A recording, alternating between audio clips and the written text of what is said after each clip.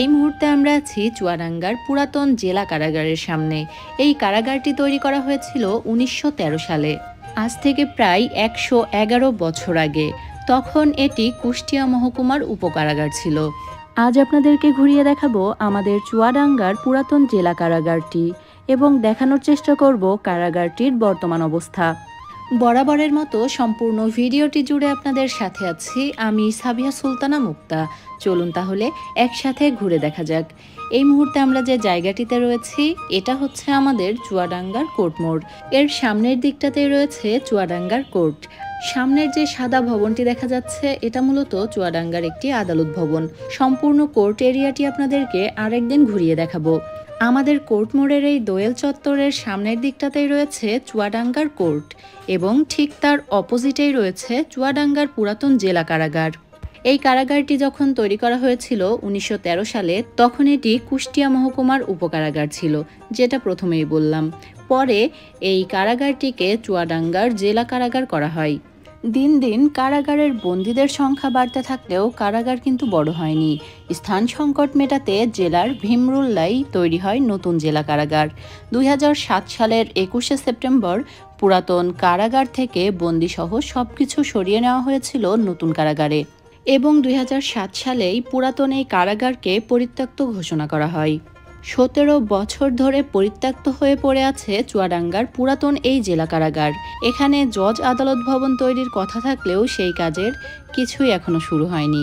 জেলা প্রশাসকের কার্যালয় এবং জেল কর্তৃপক্ষ বলে কারাগারের দায়িত্ব গণপূর্ত বিভাগের এবং গণপূর্ত বিভাগ বলে তারা এখনো কারাগার বুঝেই পায়নি। এদিকে এই কারাগারে ১৭ বছর ধরে চলছে লুটপাট এবং চুরি, কারণ ১৭ বছর আগে কারাগারটি পরিত্যক্ত ঘোষণা করা হয়েছিল। ১৭ বছর ধরে পরিত্যক্ত কারাগারটি অভিভাবকহীন অবস্থায় পড়ে আছে। পরিত্যক্ত ঘোষণা করা হলেও পুরাতন কারাগারের জানালা দরজা সহ লোহার বড় বড় গড়াল গ্রিল কিছুই কিন্তু বিক্রি করে সরকারি কোষাগারে জমা দেওয়ার উদ্যোগ নেওয়া হয়নি। সুযোগ বুঝে অসাধু ব্যক্তিরা জানালা দরজা এবং গড়াল গ্রিল সব খুলে খুলে বিক্রির উৎসবে মেতে ওঠে। তবে এই কারাগারের মূল্যবান সম্পদ দেখার দায়িত্ব কার ছিল, গণপূর্ত বিভাগের নাকি প্রশাসনের? প্রশ্ন থেকেই যায়। আপনারা খেয়াল করলে দেখতে পারবেন একটি ভবনেও কিন্তু জানালা দরজা নেই। আরও অবাক হওয়ার বিষয় হচ্ছে শুধুমাত্র দরজা জানালায় নয়, এখন এই ভবনগুলো থেকে ইটও খুলে নেওয়া হচ্ছে। আশেপাশের জমিও কম বেশি বেদখল হয়ে যাচ্ছে। আজ থেকে ১১১ বছর আগে এই কারাগারটি তৈরি করা হয়েছিল। এখনও চারিপাশের প্রাচীর দেখলে অবাক লাগে, কত উঁচু এবং কত মজবুত করে এই প্রাচীরগুলো বানানো হয়েছিল। যাই হোক, আজ আপনাদেরকে ঘুরিয়ে দেখানোর চেষ্টা করলাম আমাদের চুয়াডাঙ্গার পুরাতন জেলা কারাগার। আশা করি ভিডিওটি আপনাদের বেশ ভালো লেগেছে। আমাদের আজকের আয়োজন এ পর্যন্তই।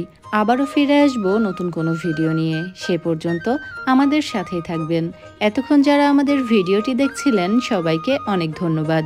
ভালো থাকবেন, দোয়া রাখবেন। আল্লাহ হাফেজ।